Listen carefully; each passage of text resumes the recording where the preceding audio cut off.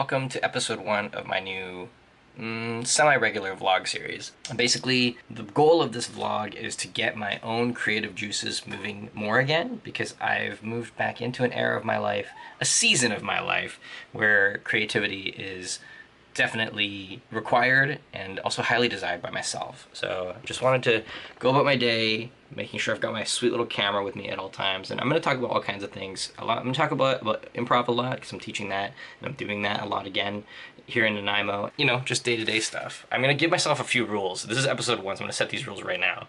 Number 1, it's going to be about me. And that's not it's not like an ego thing. It's so that I don't bother other people. So meaning my wife, my kid, except maybe my cat, he'll be the exception, but my wife and my kid will never be featured ever unless they ask to be on or if they choose to be on. And also I'm gonna try not to bother anybody else in public either. We'll see how that goes. Maybe people want to, people see you with a camera, they want to say something to you. Who knows? We'll see. Nanaimo is a very friendly town like that. People want to just say hi to you. Today's Friday, it is March 7th. I have been spending this morning so far editing some shorts for my company Up Smash Media. And I did a podcast with this awesome guy, Lee from Kamloops, last week. And I'm just pulling shorts from that podcast episode. He's awesome. He's a coach for contracting businesses.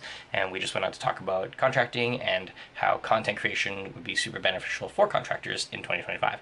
So if you're interested in that, I'll link it all for you guys and you can check it out. I'm going to try to do at least one of these a week. I'm just going to pick a day and I'm just going to keep my camera on me all day long. And then if I feel so inspired, I'll do an extra one throughout the week. But yeah, expect to see at least one of these each week. I hope you enjoy the journey with me, and hopefully for my own benefit, I gain some nuggets. And also the other thing is I would love to just get better at speaking freestyle to the camera. I used to be very okay at that, and then I didn't do it for years, and now I feel like I'm terrible at it. So I don't know, let me know in the comments below at the end of the video, do I sound okay naturally on camera so far?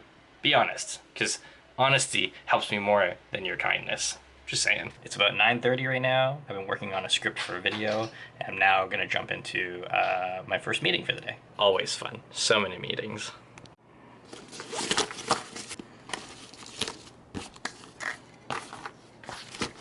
I'm now leaving the house for the first time in like a day and a half. We're gonna go out and run out and do some errands, and I'm gonna try to film some of my video that I'm working on while we're out there.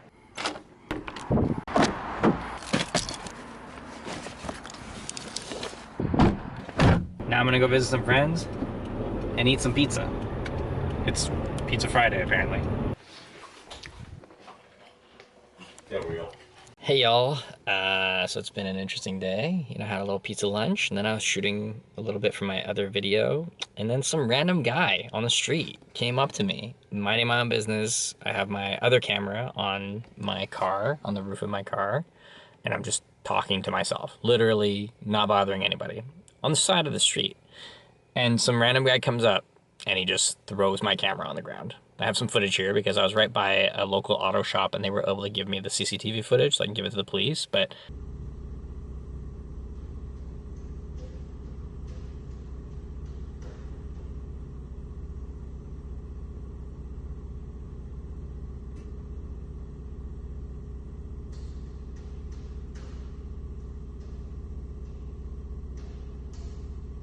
this guy just had to do a random act of hate today, Literally, I'm a little frazzled. I'm cooled off now because it's been about an hour since it happened, but in the moment I was incredibly upset for obvious reasons. But what happened was I didn't think it was broken. I just was in shock, like the audacity, right? So I walk around, and you can see in the footage, I walk around, I grab the camera, and then I realize it's broken. So I run after him because he just keeps walking, right? He has a little laugh and then he keeps walking. So I chase him down and I'm yelling like, dude, you just broke my camera. What the heck's going on here? And it's not to be sensational. It's actually more to be cathartic so I can just get it off my chest. Anyway, I'm chasing this guy, and he's not running. He's just walking, and he's actually insulting me as I chase him. I'm like, hey, you broke my camera, man. What the hell's going on here? And, I'm swearing, obviously, because I'm very upset. And then he turns around, and he's like, what, are you going to hit me? What, are you going to hurt me? And he stops, and he gets right up to my face. And so I posture back because he, postures against me. And I'm like, okay, I'll fight. And You know, I'm not a big macho guy, and he was taller than me, but I took a quick second, and you know, I'm ashamed to say it, but I really was gonna. I was about to, you know, ruin both our days, but I took a second, and I was like, no, I have a family, and this is, what if he has a weapon? So I actually I stepped back, and I was like, no, man.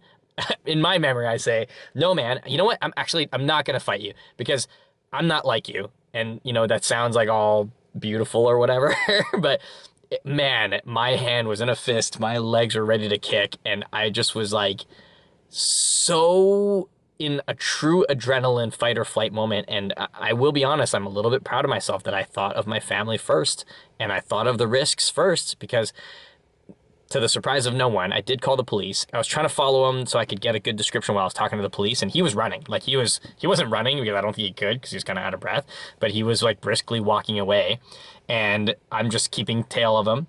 I'm keeping my distance because I obviously don't want him to turn around and stab me or whatever. And I'm on the phone with the cops and I'm describing, and everything's good. And then the police say, "Are you following him? You should stop." And I said, "Why?" And they said, "Because we don't know if he has a weapon." And I said, "I don't think he has a weapon. I'm just going to follow him till the cops get here." And the lady said, "No, no, no, no. It's not safe. You don't know where he's going. You don't know if he's got somebody waiting." And that's when I was like, yeah, no, you're right. Even the small thing that I think might help the police a little bit, it is putting myself at risk, and I've got a family. It's just not worth it over a camera. It does appear to be primarily cosmetic. A little bit of functionality is broken. It's another Sony camera and it has a flip-out LCD screen. And that part just, it's cracked, and it's also, the screen's not cracked, but the plastic housing's cracked, so it doesn't shut properly all the way anymore, which is annoying, but it seems like it still records. The audio's still okay, so, you know, it could have certainly been worse, but it's just like, you know, when you're in a moment like that, you just are overtaken by like primal rage, primal instinct, right? And you just want to do to them what they did to you. But I am really glad that I took a second and I was like, call the police, call the police. What I didn't do, which was very silly of me, I was literally holding a camera and a phone in my hand, and I could have taken a picture of the guy, or I could have taken a video of the guy, but it just was so in the moment, I couldn't. I was paralyzed with just anger and a need that, like, I don't want to be blamed for something bad happening. So, you know, I kind of alluded to it, but like when the police actually showed up, and thanks police for being police, but the cop straight up told me like, well, I mean, you know, it looks like the damage that happened is, you know, not going to be worth the price of taking it to court. And so the city's not going to want to pay for that judicial process. And I was like, okay, so what can you do? He's like, no, nothing. I can't really do much. You know, you can send me the footage and maybe something happens. But, you know, the good thing is you didn't get in a fight with the guy. And, you know, to be honest, you shouldn't have followed him at all. And I was like, well, then how would I have given you an accurate description? He's like, well, you know, it's good that you did, I guess, but I'm just saying you shouldn't have, because sometimes these people will do something bad to incite a fight. And then now they can also blame you for injuring them. And then suddenly you're in an even worse position, because now without footage or proof, you're both injured, but he can say you followed him, and then all you have is like, this camera's broken. And then I was like, it almost felt like he was setting me up to be accused. And I was like, okay, fine, if that's what you think. But I straight up said to him, I was like, okay, well, let's make this very clear. I didn't touch him. I didn't do anything to him. He broke my property, and all I did was follow him so I had an idea of where he was going so I could call the police and give you guys some information. And, you know, it's very disappointing because, like, the cop really just was like, okay, well, here's my email. You can send me whatever footage you have, and maybe something happens. And I was like, that's really the process? And I don't know. You can't help but be disappointed, right? Like, the people that are meant to... Anyway, I'm not going to rant about cops. But, you know, I'm safe. Nobody got hurt. He did push me, which was super uncool. Like, he doubled down on breaking my stuff and then also technically assaulted me. I'm not going to go that far, but technically he pushed me. And I was like, whoa, this is exciting. Take this as a lesson. Your family and your life is way more valuable than any piece of property. It just is. And like, I'm mad that my camera's broken. Yeah, it's my tool, right? It's part of my work. I need the camera for work.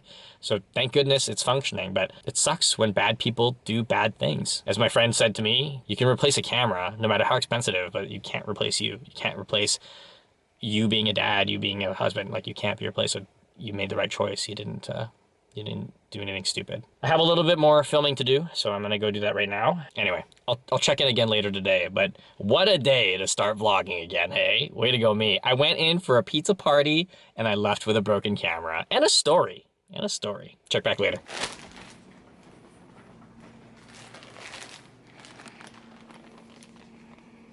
He could tell I had an altercation today, so he's coming to comfort me. This is Louis. Any old viewers would know him, but he is now almost 10 years old, and he's handling the baby.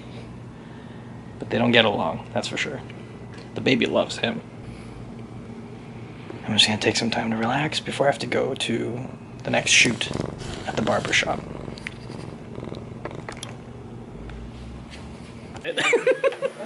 The Donnie Cam! The Donnie Cam! You're on the Donnie Cam! Alright, you got the Donnie Cam, Bubs.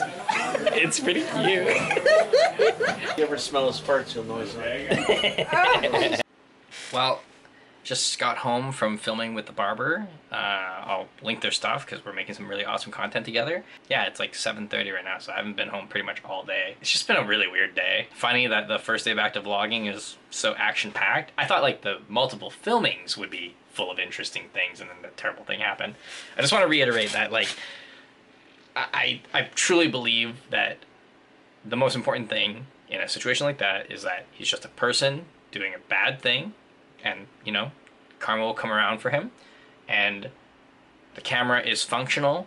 I didn't get hurt, and I get to come home and see my family at the end of the day, so that's like the most important thing. On a lighter note, let's talk about improv really quick, because that's like the greatest thing ever, to me at least. The other night I was teaching a class, and we talked about conflict and problems, and how that oftentimes that's what a story is missing, is the so what, is the okay, and you know, like today, for example, in an example I gave during class is like, a conflict could be the fact that you burned your eggs, or it could be that you're late for work. It doesn't have to be world ending. It doesn't have to be the Avengers fighting Thanos, right? It could just be something happened. And the reason that it's interesting is because A, now your listener, your viewer is interested. Well, how did you solve that problem?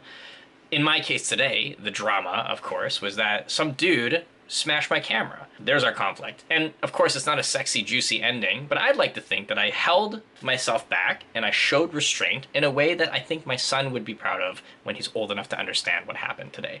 Someone did a terrible thing. Who knows what the motives are? Instead of stooping to that guy's level and giving him a reaction that he wanted, I took a moment and I remembered what the most important things actually are. Of course, if I'm being honest, I haven't let it go yet.